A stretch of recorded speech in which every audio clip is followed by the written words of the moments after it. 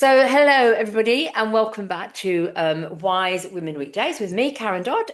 Please do put some comments in these videos that I do, because I chat with some amazing people. This is the second one that I'm doing today, actually, and the comments are always read by either me or whoever I'm chatting with. And also, if you like it, do that. And what else you're supposed to do? Subscribe. If you don't like it, do that, but just have some interaction, which is really nice. And today I'm joined by the lovely, beautiful Goldilocks here. Andrea Foulkes. Good afternoon. Hello. Hello, Karen. You're looking very golden yourself. Not quite as shiny though. We just had Oh, an off the record chat about hair and knotty hair and things like that, didn't we? But you look gorgeous yeah. as usual. You look glamorous. You look wonderful. Oh, thank you. Andrea, it's lovely to have you here as another Well, wise woman or as a wise woman. Listen to me, as yeah, claiming I to be I one. like that word wise. I use one. I used to do a little podcast myself called Wisdom on Wheels. So it was in the car because some of my best stuff, I mean, still comes to me in the car. I think that moment when you're in the car, some of your wisest things come to you. So Yeah. I'd always make a little video in the car. And I used to run a group called Wise Women Goddess 22. And we used to meet on the 22nd of the month. So I think, wise women is what it's all about now, I I think. think I think it is us old hags or crones or whatever else No. we've Oh, no. oh, here you go. Well, I am officially, here we go, you'll love this. I'm officially a spinster because I've never got married, but apparently you can only be a spinster up to 40. And because Oh, I'm over 40, you have to be a thornback. you're a thornback. You're a thornback if you're over. Now, I've not heard that one before. I've not Yeah. heard that one. Now, I also know the word, see you next Tuesday, which is quite derogatory. It used to be, a word I hated. But then there was a lady, Caitlin Moran, I think. I think she wrote for one of the big newspapers, and she wrote a book, and she was embracing this word, see you next Tuesday, saying it's been flipped because it is a powerful word Yes. describing us, wise women, or women in general, and they've turned it to be a derogatory term because it's taken away our power. So I did go through a phase. I read the book and I thought, yeah, I'm going to use this. I was, good morning, hello, how are you? You see you next Tuesday. Wasn't quite that basic, but I tried it for a while. I thought, no, it's just not me to throw it out with every conversation. But again, it's the power of words and the power of women, isn't it? Really, and Yeah. we are powerful. May I also just mention being this thing when you said about a lot of your good stuff comes to you in the car. This is wise. This is a wise comment to people that have got children, especially like teenagers, because as we know, I've got three kids. They're all adults now. They don't live with me, but when they get picked up everywhere, pick them up here and drop them off and pick them up, and you think, oh God, it becomes a bit of a nightmare. But somebody said to me, it's the best time that you have with your child, your teenager, because you have got this audience. You're not looking at each other, but they're there sitting next to you, and as long as they haven't got their earphones in, and you can have the conversation, and you can go quite deep. You can ask them about their day, their problems, what is going on, and stuff like that. So anytime my kids would say, "Can you give me a lift?" I'd jump at the chance because it gave me that one-to-one. So that's just a little bit of a wise comment, because you said about wisdom and wills and And they can't run away, not in a moving car. they can't. You lock it and you take them where they don't want to go. But anyway, so yeah, wisdom and wills. Right. Well, thank you very much. Goodbye. Andrea, tell us about, a little bit about you. Tell us your backstory. Well, here's my backstory. So I had a big awakening around about, oh gosh, 2000, 2001. And very, very quickly, I became the past life regression expert after my big awakening, which was kind of I'm downplaying the level that it was. I was living in London at the time. I wasn't in an ashram in India or anything. I was just in London, and it was synchronistic events, which I think everybody goes to. You meet somebody, they have a nugget of information for you, it leads you to somewhere else. And it led me to doing psychic development classes, is basically where a string of events led me to. But just from these very small classes, I opened up like, I was levitating off my bed. I can't do it on demand, but I was downloading all this information about the cosmos, the universe, stuff way, way beyond my level of comprehension. At that point in my life, I was still modeling. I used to work on QVC, the shopping channel. And so all this stuff was happening. And I was being told, you have to stand on a very big soapbox for what you believe in and speak your truth as you know it to be. And I was starting to see people's past lives. I was starting to be exceptionally intuitive. I could be in a coffee shop behind somebody in the queue, and I could download their whole life history, which we would now call your AKASHIC records. But I'm very specific in the work that I do now that I call it the emotional AKASHIC records. So when all this stuff came in, they were telling me just trust, trust, trust. And I did trust. I look back now and I think, I don't know how I trusted to the level that I trusted. They were telling me, don't bother working for 3 months. And I was like, do you know how expensive it is to live in Sloane Square? And they were like, just trust, trust, trust. And I trusted. And this stuff all opened up. And so I was seeing people's past lives, but I thought, how can me seeing people's past lives help them? But then I started to do this healing work on people, which I think I was probably doing in past lives. And because I'd worked on QVC, I used to work for Aveda when it was privately owned. Some of you might remember the holistic healthcare brand Aveda. And it was still owned by a guy called Hurst Reckelbecker. And they saw what I was doing and they were like, can you come and give talks in our flagship stores in London? Which I did. And I was like, but on what? And they were like, all the stuff you come in when you get your press discount and talk about, come and do that stuff. So I was giving talks. They were like, make a leaflet. It was very organic. Make a leaflet. You could get clients doing this. And I ended up very quickly on a TV show, which some people might remember, called Kilroy back in the day. And I was talking about being psychic and having these gifts and skills. And that sort of led on to the Aveda stuff and me giving the talks and workshops there, because that's how they saw that. They were like, you were great on there. Do you want to come and do this other stuff? And then I was doing the other stuff and I thought, but I think I need to learn regression hypnotherapy. So from that show, I learned regression hypnotherapy into past lives, in a child, dealing with entities even. And that very quickly, I would be saying, can I practice on you to any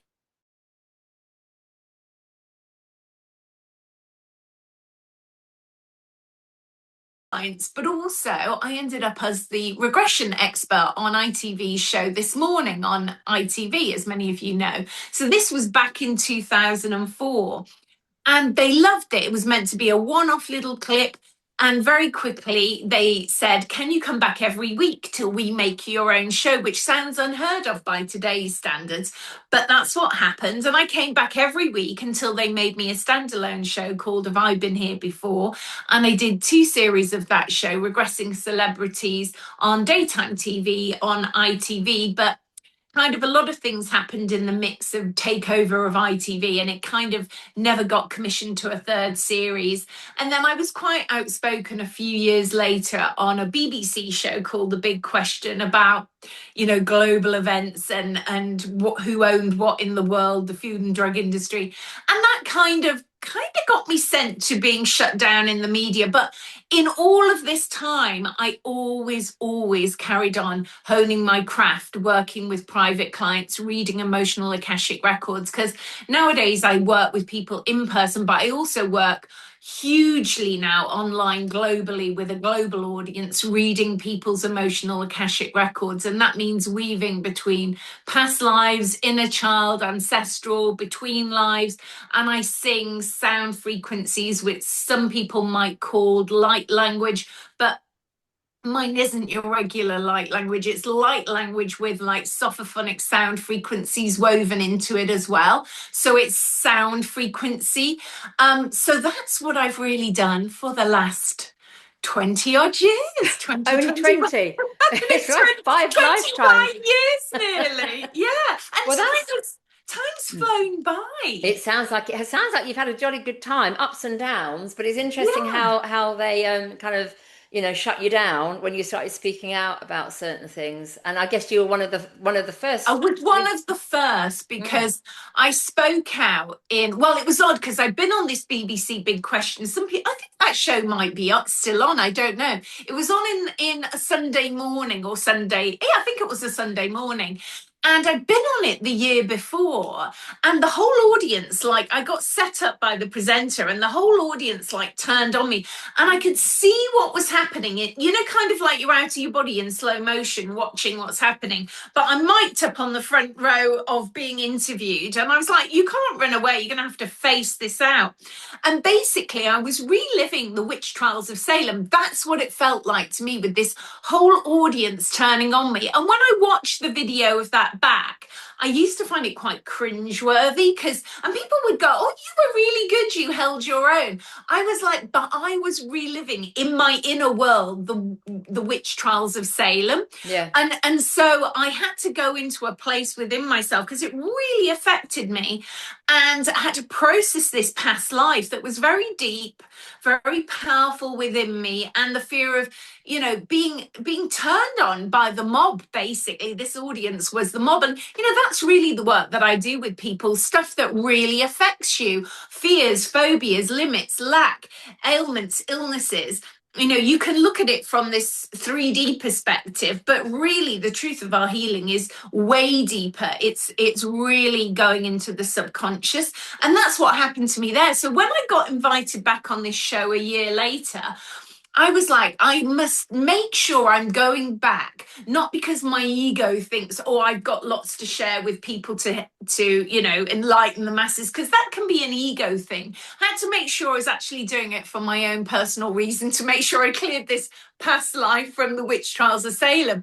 So when I went on again, I was there to talk about esoteric things, but at the time I was into raw food and raw food living, which I'm not in now, but at the time I was.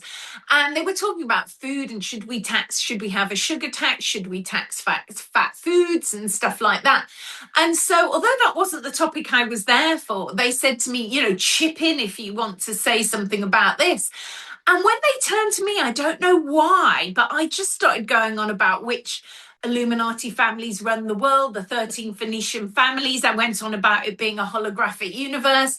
And I just felt so joyful in myself saying this. It felt like a liberation of my soul. And I felt really chuffed with myself. And even though they turned on me, they didn't turn on me like they had the year before. And I felt triumphant in myself. I thought, yes, I have taken my power back, spoken my truth. But that was it, from a media point of view, radio, print, that was it. They kind of shut me down. That was it. But I felt, this is the key thing, I felt triumphant in myself that I'd risen above. And then somebody took a clip of that and it went viral on a channel on YouTube at the time. And people were like, oh my God, is that lady still alive? Saying all that stuff, Yeah. Yeah. But, Watch your back. and it was 2013. So, what I'm trying to get across by sharing that story, if you read between the lines, is speaking our truth is so, so important. And that is, like you say, the wise women in me spoke my truth for myself. And that did something in me. Yes, it may have destroyed my career in television, but inwardly, I took an inordinate power back within myself. Well, it's empowering, isn't it? Yeah. That's the thing, because you're in control. And I think Yeah. quite often speaking the truth, not everybody wants to hear the truth because it's hurtful, especially now with what's happening with, up there with the astrology, with the stars and wherever they all are, and with the Chinese New Year, the fire horse, and with all the stuff coming out in the media that many of us have been very well aware of, and we've been called idiots, and now it is all coming out. But when you speak your truth, yeah, you are empowered because you're speaking with integrity, and to me, there's nothing more important: honesty, integrity, and not everybody likes it. So you've really gone through it. When you had the first experience of being like the witch trials of Salem, and you said you felt like that. Do you feel, because I'm going to take us now to the past life regression, do you feel that that was what you had experienced in a previous life? Yeah, it was like the setup of this audience. And this is what happens for, our listeners listening now. Mm. you can be somewhere, and how past life memory can come in, can come in from like deja vu. People think I've been here before, or I've been to a country I've never been to before, and all of a sudden I know how to get to somewhere. If you turn left, right, we'll be at the place. And people are like, how do you know that? And you go like, I don't know, I just have an inner knowing. It's the same how we like some people and we don't like some people. And you think, when your rational mind goes, why don't I like this person? I have no reason not to like them in this lifetime. Is it from my fears from this lifetime, or is it from a past life? Maybe I know this person. So I work with clients quite a lot on sometimes they're like, I've been in this relationship with this person, but I can't seem to end it. It feels like our connection is deeper than this lifetime, but it's toxic. It's not helpful for me in this lifetime. And then we go into the connection from a past life point of view, and I start to see the past lives, because I have that skill set.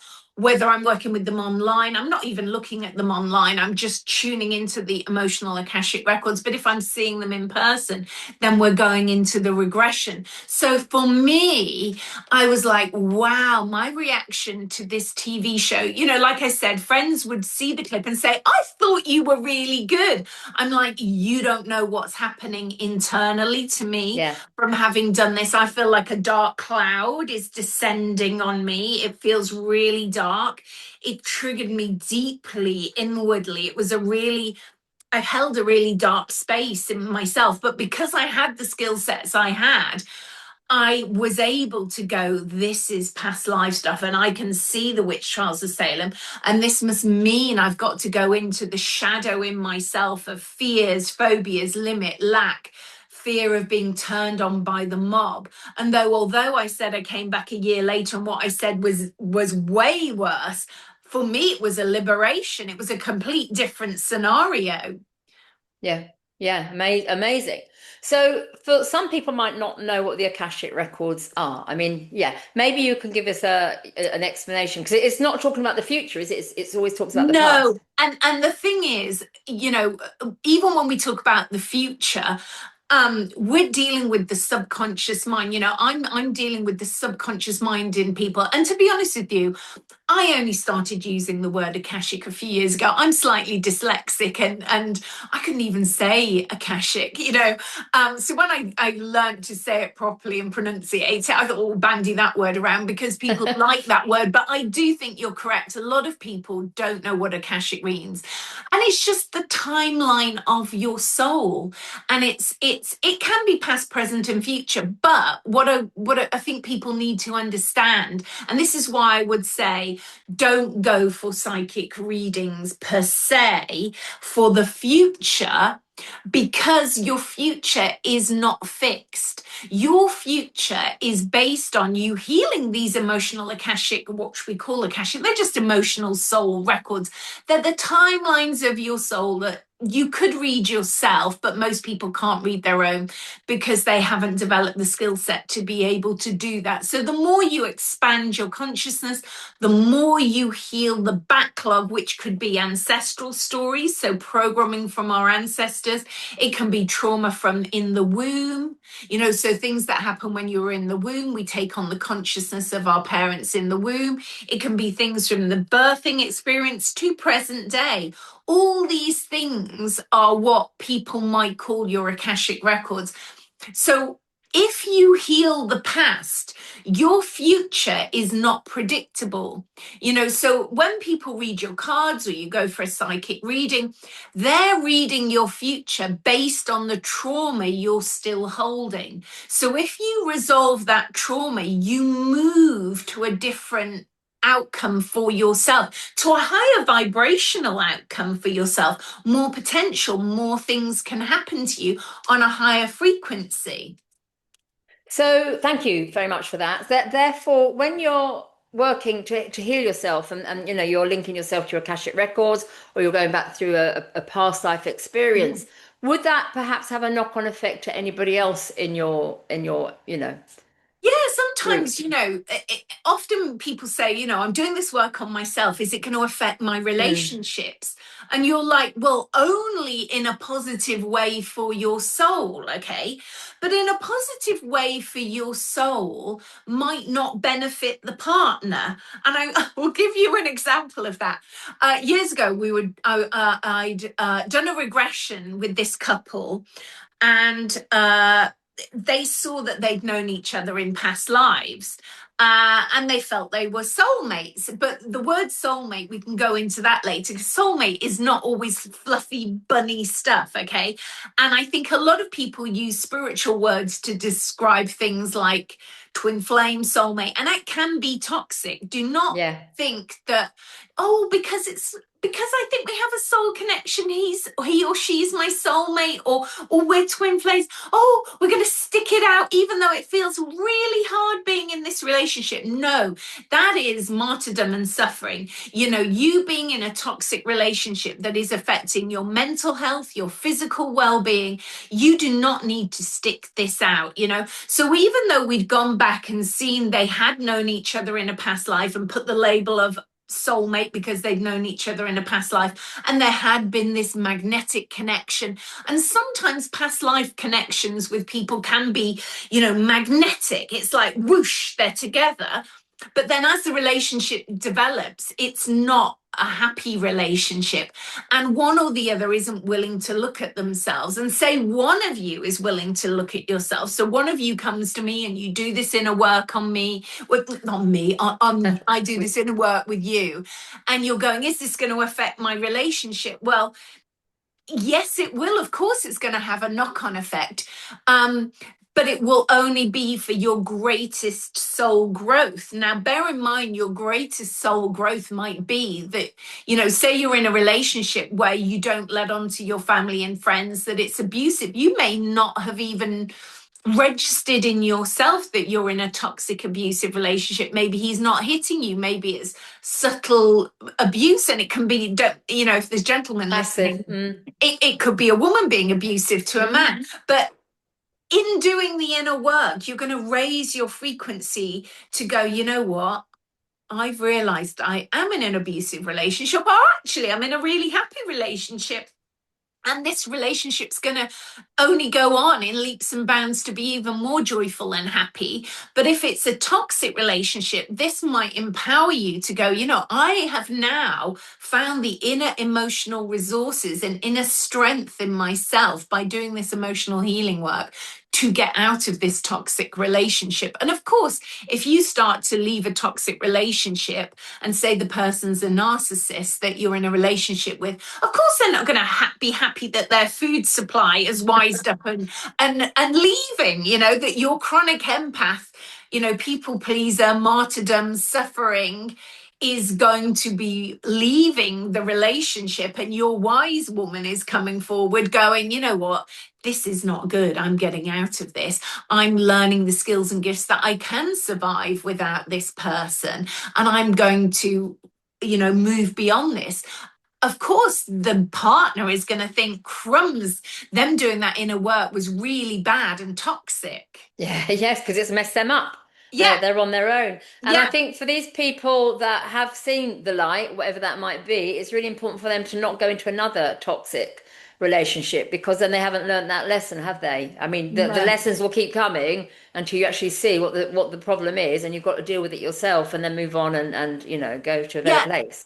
And people say spiritually, if you could stick it out, sometimes the faces keep changing, but the problems remain the same.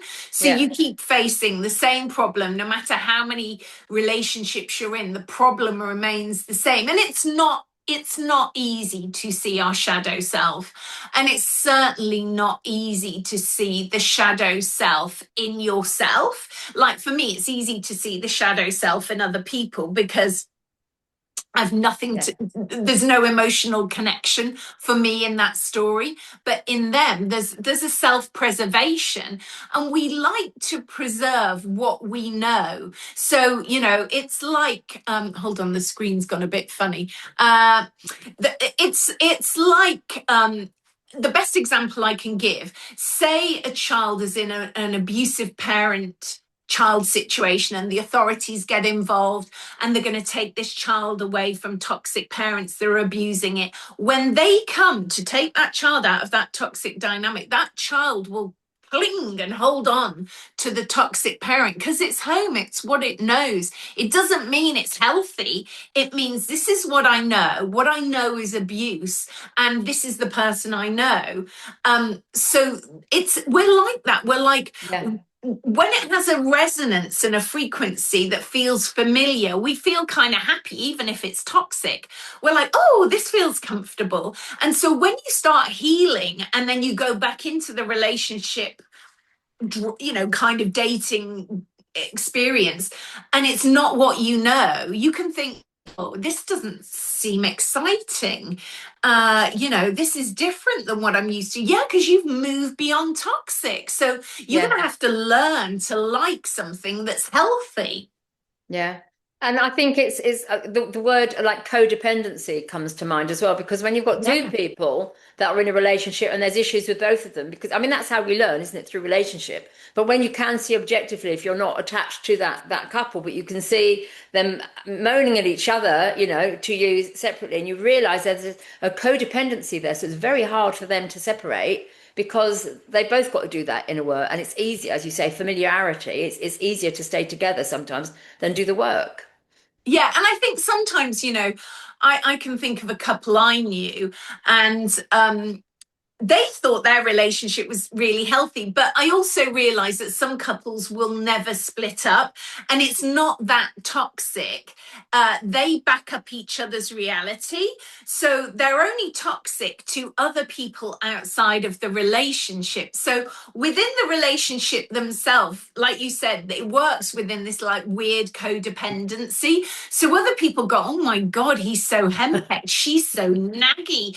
When you're the friends looking into the toxic relationship. Yes. But it works for them. And I think what you as the outside friend want to be careful of, if you're observing that either in your family or your parents or whatever, you start to realize that they're never going to leave. It's unlikely they're going to leave this relationship. It's not that bad that they'll ever do anything about it. And it's only exhausting and draining, and you will get gaslit as the friend or the family member observing this relationship. And you're like, I would not want a relationship like that. Somehow it works for them, but I would say there is even a book called The Body Keeps Score. They'll say, oh no, we're super happy, but then they're both sick and ill. They're in sick and ill bodies, and their way of communicating with each other is destroying their bodies, and their health and their well-being by their toxicity to each other, but they don't see it. And that's the thing, isn't it? Because I was going to ask you, are we here on this planet in this, in this physical suit, this skin suit, to learn and grow for our soul? Is that, do you think, what it's about? I think we're here to learn and grow and evolve consciousness, and it is not easy. It's really not easy, and there will, I could use my own experience. You can be in a really expanded level of consciousness, and you can have a baseline that I think you don't ever go below. Like you started the conversation by going, "Oh, you look really shiny." And that's somehow my aura or something I give off. I think that's what I think, without sounding egocentric. Because even when I've been going through the darkest times in my life, people go, oh, you still look shiny. I'm like, no, that's my base level consciousness. I appear bouncy and jolly in my voice, even when I'm going through the darkest night of my soul. I have a base level. I don't seem to drop below.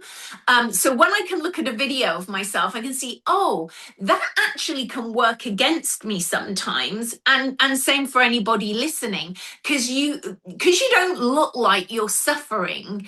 People don't realize how to be able to help you when you're going through a dark night of your soul, or like when I was nursing my parents. I'm an only child. I'm just coming out of a really difficult period in my life, and I haven't completely resolved that period. I'm still in the process of resolving and I love this word, machinations, of having lost my parents as an only child with no partner, with no children in my 50s.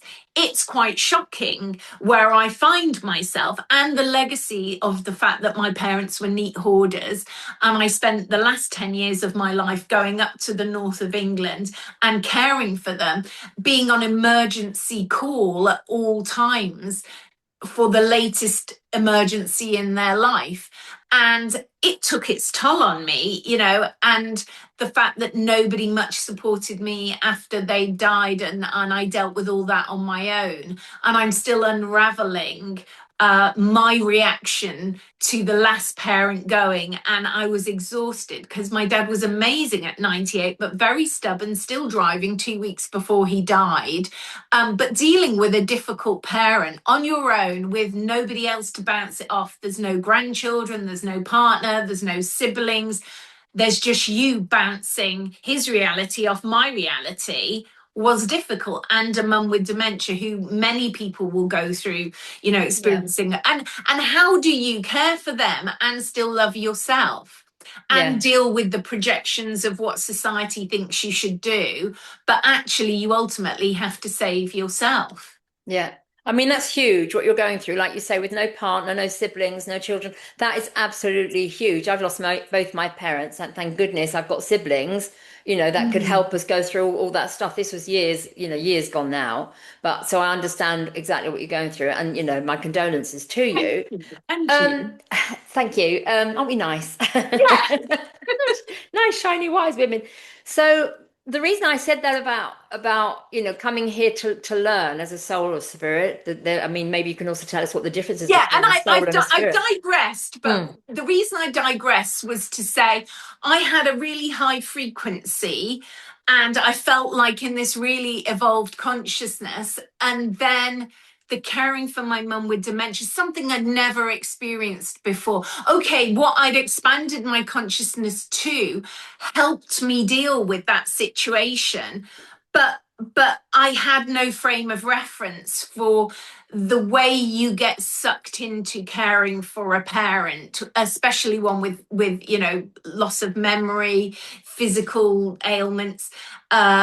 It really has challenged me in the deepest core of my being. And so thank goodness I'd expanded my consciousness to a certain level to be able to deal with it, but it still affected me left field. It's something I'd never dealt with before. You needed a whole other skill set. It wasn't help that I'm a chronic empath. It wasn't help that I'm a people pleaser. I had to learn to create boundaries, because nearing the very end, I could have lost. It was like I could have died rather than my 98-year-old dad. It was like a duel to the death. It felt like in the last few months of my dad's life, and I had to really decide to save myself. So is this a soul contract? Is this something that you've signed up to go through this experience as a human being? Yeah, because what I see from clients is now, in somebody who's more conscious, we can reject souls to come in as our children, and I'll explain that in a minute.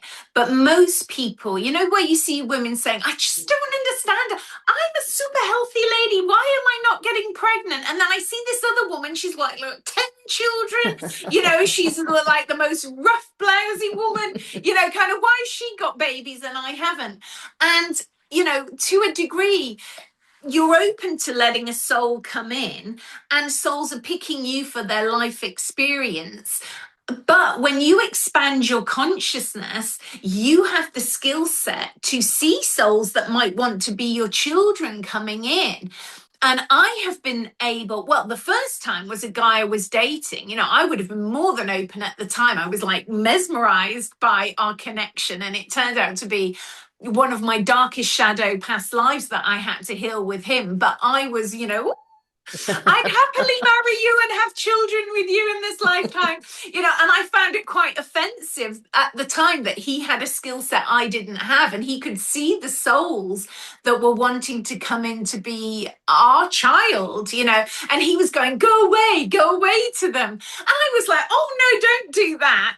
I would like to be a mother. I would like to have a child. And in a way, I'm super grateful to him now that he did that, because I would have been involved in some real karmic drama with him, and also I didn't look at the fact that we lived in different countries. It would have been, a real drama had we have had a child together. But there were obviously souls that wanted to come to us. But when I cleared my past life with him, which was, I have had two really dark shadow lives, and in general people see the lives initially when they come to see me, they're like, oh, I'm not going to see something I won't be able to cope with, am I? And I'm like, no, because it doesn't work like that. In general, you see where you've been the victim to begin with. Until we expand our consciousness, we don't see the shadow life where we've been a terrible person to other people. In general, you will see where people have done terrible things to you. And then as you expand your consciousness, which is when I was kind of almost on my knees going, why am I drawing these kinds of men in repeatedly? Why is this? And then I said, show me the darkest shadow of myself. That was when I opened up to seeing the darkest past life I'd ever lived, linked to this gentleman who was batting away the souls going, no, no, no, no, no. And then I've had the experience of feeling magnetically drawn to someone. And I could see the souls that wanted to come in to be a child, but they weren't coming for me. They were coming for him. They had a soul connection with him. So they were just like, this woman's dating this guy. I could get to come to be his child again, but I don't want him to abandon me. This is what the soul in spirit was telling me. He was my father in a past life. He abandoned the mother. I didn't get to see him. I want to be his child again, but he must pick a woman he's not going to leave and that he's going to stay in her life. So he was a little bit spiritual, this guy. So I shared this information with him, and he said, oh, I feel I'm going to have a son. I've always felt I'm going to have a son.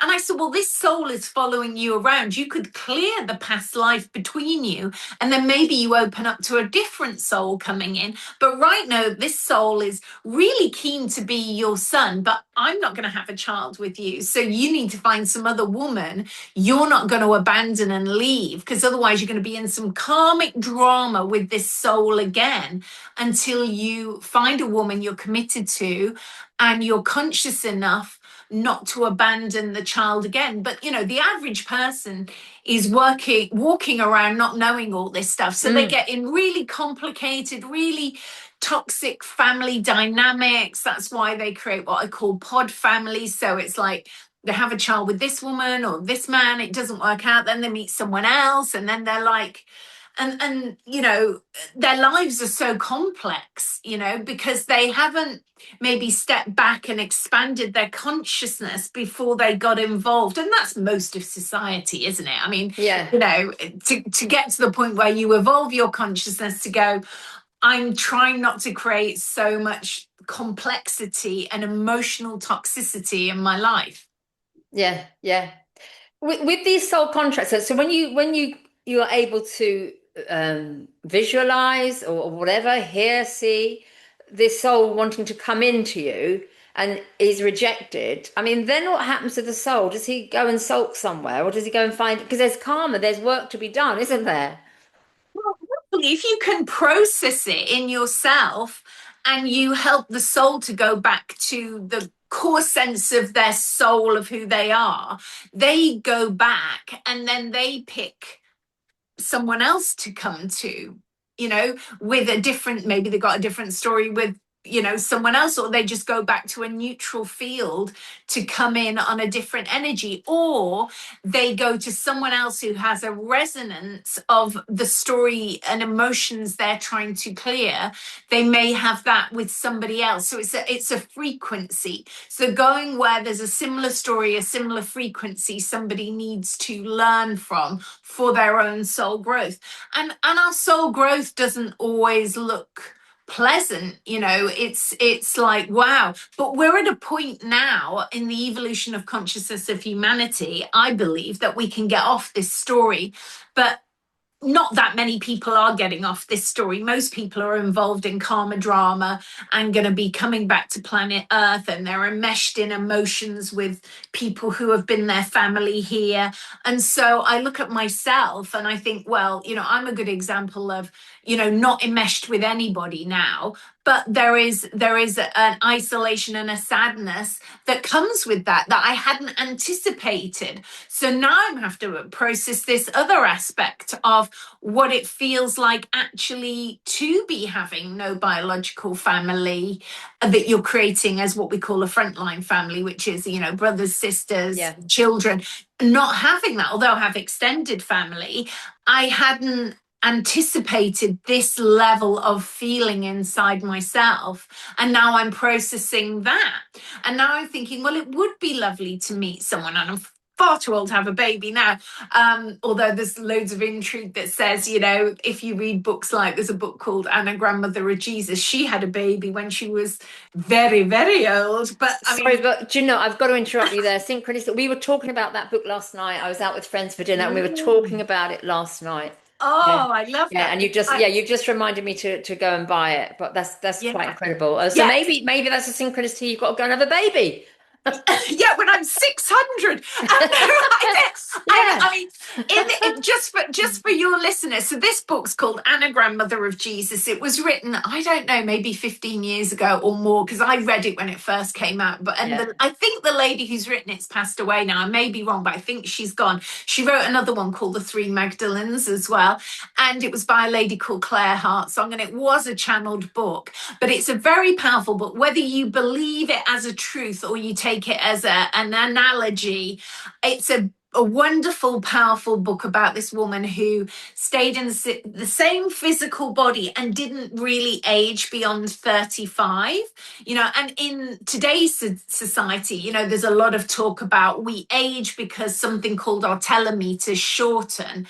So even in the mystical sense, she knew a way, whether it was through diet or consciousness or lifestyle, which she talks about in the book. And in the book, without revealing too much, because it is a great read, she talks about actually getting to a lifetime where she didn't want to stay 35 forever. And she'd had all these children with different men because they died off, and she just stayed 35, which there is a film, I think, out there where the green line is it, I think the green line where he can't die. I think all his friends, with Tom Hanks. No, there's another one with a lady who she's older than she looks, but people don't know. So I can't remember who's in it. So anyway, she gets to the point where she's been in the same physical body, by our reckoning, I think about 600 years, but she still looks 35. And she's kind of like, oh, so tired of this. So she decides to do the things that will age her, and she will die like a natural death process. She won't go through cellular regeneration. She will die. But in the midst, the book is great, so I would highly recommend. I'm going to order that. as soon as we finish our you've not read it yet? No, I haven't. We were just literally talking about it last night, so I don't know if it's in vogue at the moment, but it's just quite a couple of things you said today, and I thought, I won't go back into them now, but there's synchronicities, I thought, that happened yesterday or 2 days ago, we talked about it. So but it's not synchronicity. Sometimes over the years I've become aware of doing it. I look like I'm just having a random conversation, but I can tell from my voice if I'm channeling higher information because of my speech pattern, of how it changes slightly. And sometimes I'll sit with clients and they go, oh my God, that's incredible. That's incredible. But I'm tuning into some collective field of information where all this information is. And I'm pulling bits out that are relevant to that person or to that conversation. And I think a lot of us do this, but we're not always aware that we're doing it because nothing happens to validate it. No, well, that's why I would use the word synchronicity rather than a coincidence, coming from Carl Jung when he talks about that beetle, that he's having a conversation with his client and he's trying to get her health back to norm, and she doesn't believe him, she doesn't do anything, and then suddenly this what's it, the Caleb salad of those beetles, can't remember what they're called, landed on the window, and they just been talking about it. And he said, see, now will you pay attention? We've just been talking about these beetles. Here it is. So yeah, I that's why I use the word synchronicity, because I don't think there is such a thing as a coincidence. We are all, feeding into the ether, and yeah, the collective basically. Wow, what else? What I've been so enthralled with what you've been talking about. I haven't got any other questions, I don't think. Yes, I have. Okay, so when people go through like a past life regression, how does that work? Are they sitting in the chair, you're talking to them? What do you actually do? I'm working with them online. I mean, in the old days, I would use Skype. I did love Skype, but we don't have Skype anymore. But I never used the video. I was just using, and now I use WhatsApp mainly. So I'm just tuning in. I'm not looking at you, but that was not the stuff I did on TV. And if you go on my YouTube channel, you can go back to the beginning and see some of the TV ones. They're not the best because they're edited for TV. They're not edited for showing the healing aspect, although I was always pushing to show the healing aspect. And they did let me show on This Morning with the members of the public a few times the healing aspects. But then when we did the standalone shows, if I'd have had the wisdom I have now, I probably wouldn't have pushed it so hard.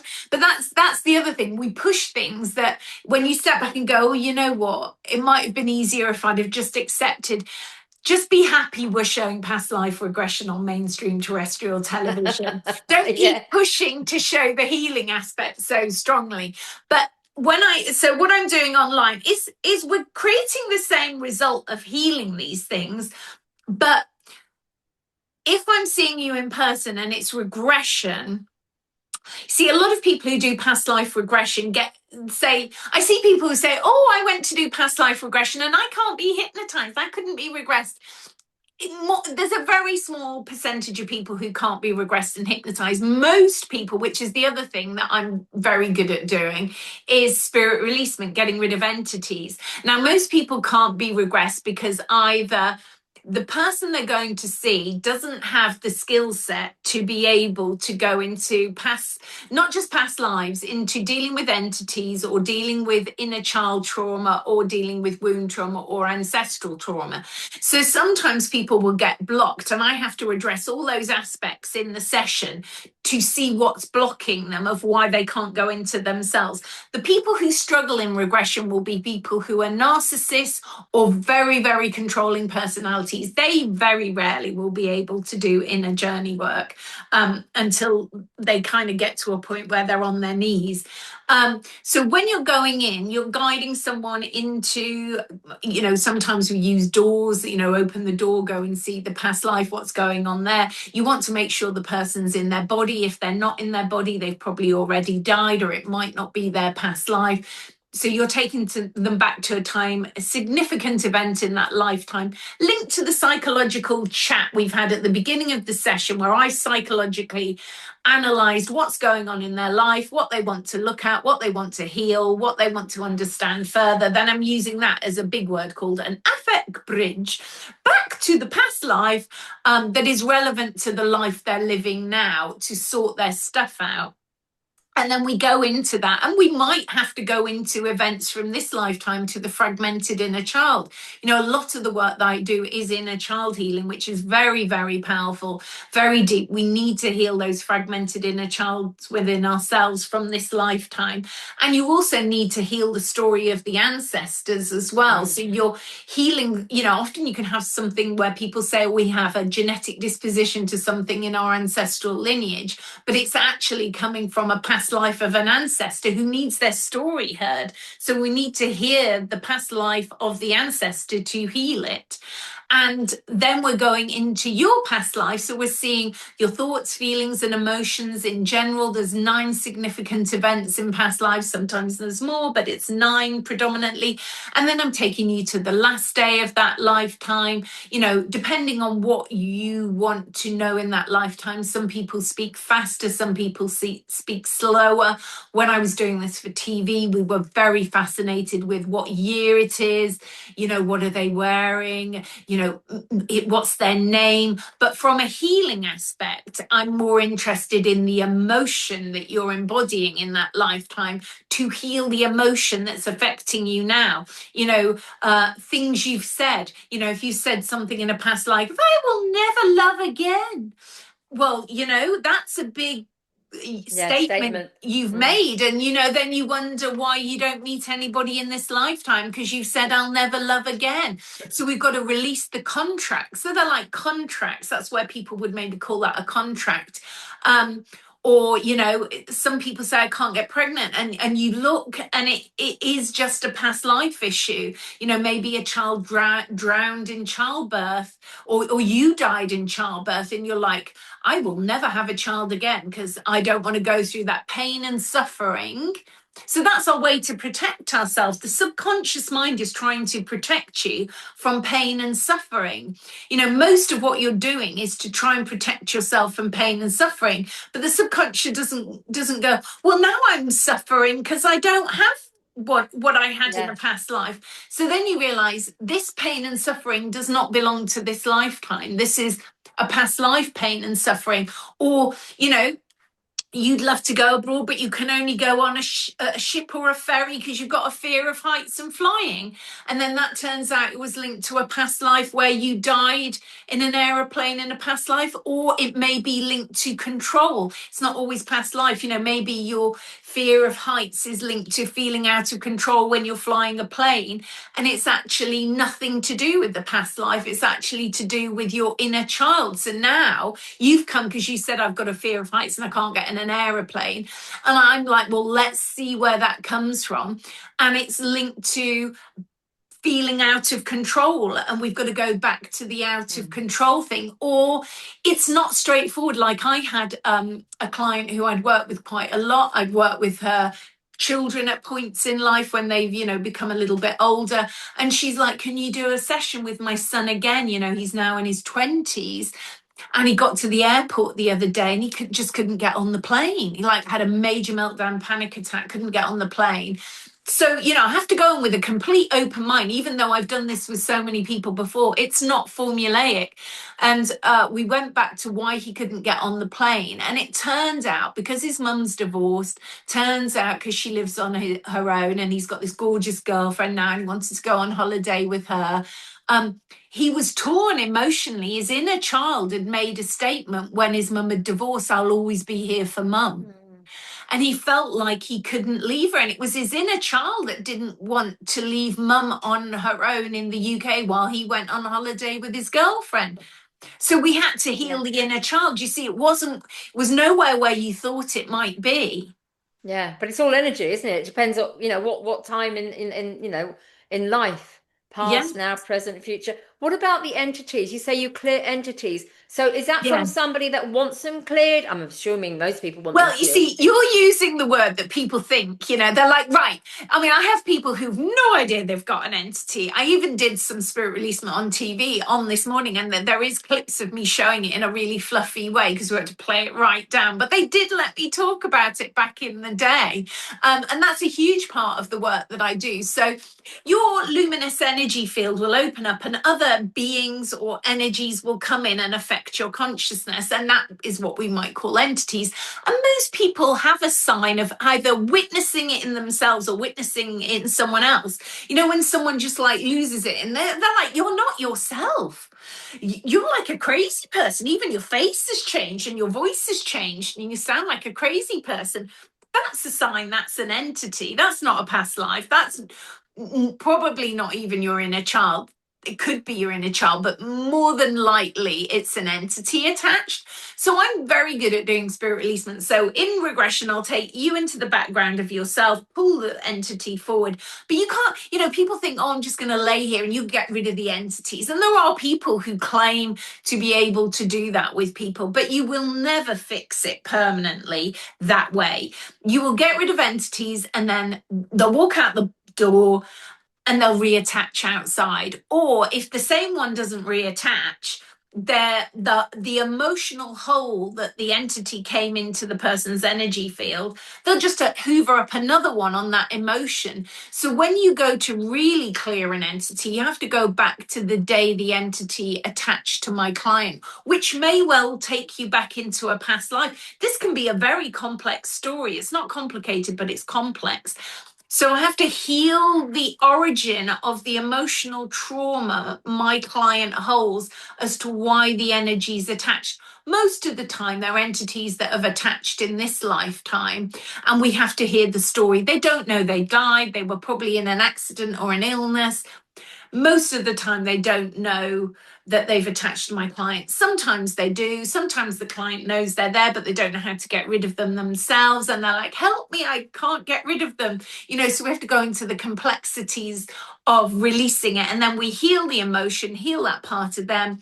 We guide the entity to connect with their multidimensional, authentic soul self.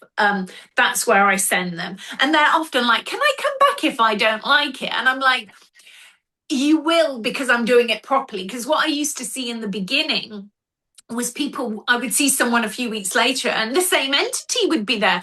And I'd be like, hold on, I got rid of you. Oh, yes, but you thought you got rid of me. But you didn't get rid of me because you didn't.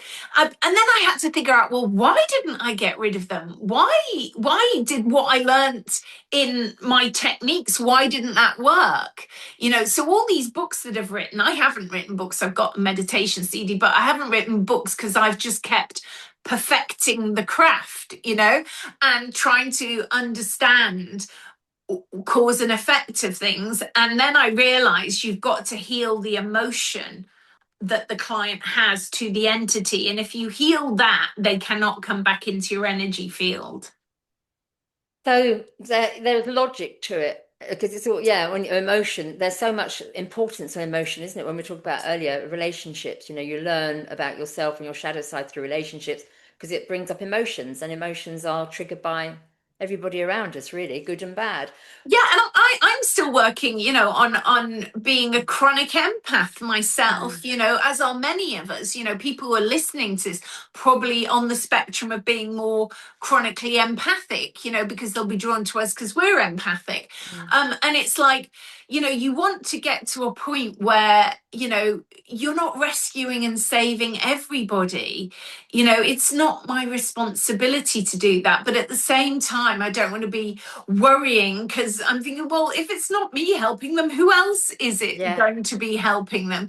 But sometimes it's not you. Somebody else will step up, and of course, if nobody does, you would, because you're an empath and you care about people, but not to the point where you are not showing up for you. You have to identify a point in your life where actually can't help anybody if I don't help myself. After yourself, absolutely. And I think it's also important to help people that want to be helped, because in the last 6 years now, in 2020, when it all went a bit topsy-turvy, a lot of us really wanted to wake up. A lot of people saying, look, don't take this medical intervention because it's not any good for you. And we could not believe that they wouldn't listen to us. And then, so we got a bit annoyed because we're saying, can't you see? And people couldn't see. And now I think after, we've all tried to do our empathic work and help people, we realize, oh, sod it. Unless you want to help, then definitely I'll help you. But I'm not gonna put my energy into, it's a waste of energy, because you don't want to be helped. You don't want to listen. Yeah. You don't want to do the work, whatever that work is. Doing some research, finding out for yourself, and then working on yourself, which is really important. Another question I know we're coming, I think we've even passed the hour, but just last question, if I may. What about this thing I've heard over the last few years about when you do pass, or you have a near-death experience, you see the light. And in the old days, they say, follow the light, follow the light. And now they're saying, don't follow the light, don't follow the light, because you come back and you might not want to come back. So do we follow the light on our journey to wherever we go, or do we not follow the light? I know what you're saying, because I've heard a lot of information. Don't follow the light, follow the dark. But this is why I don't say go to the light. I say go to your multidimensional self. That's my way of, because ultimately, nobody really knows. All the near-death experience people, the thing is about a near death experience, you'll listen to people having had a near death experience. And if they have a religious belief, okay, more than likely they're going to say they saw Jesus or they saw Allah or they saw Muhammad or they saw Buddha. And depending on the religion that person has and their belief structure, they will be met by the deity that represents that belief structure. Most of the time, when you watch these videos on near death experiences, and you ask them their cultural background or their religious heritage or their cultural background, what they'll describe is what fits in with their backstory. So all the people go wow listening to the near death, oh wow. But actually if you observe all these people collectively together and what they're all saying, it's all a sort of program. And I think ultimately, if you're going to get out of what we might call the matrix, which is planet Earth, and get to think, I have other options other than reincarnating on planet Earth? And even though I do past life regression, I'd say you don't have to reincarnate on planet Earth, but you don't get to go, I don't want to come back here. You have to get your frequency and your consciousness to a level to have other options. Yeah. And that can only be done by the inner work. Yeah. Before you earn your wings. Yeah. Yeah. Cool. Andrea, it's been amazing chatting with you. I know we could go on and on and on. Maybe we'll do another one, but I think for those watching, an hour's plenty. But for those watching, thank you so much. Yes. Yeah, give us some comments. If you got any comments for Andrea, I know she'll reply because I'll make sure she does. I'll send the comments to her. Is there anything you want to say in closing? Well, everybody listening, consider doing this inner work. It's not fearful, it's not frightening. It will only help you heal, at best, your physical body, at worst, your emotional body. There's nothing in between. So it's like, find somebody who's really good at it. I do see private clients, I work online. Be very discerning in the people you see. Make sure you've watched stuff they do, you've seen photographs of them.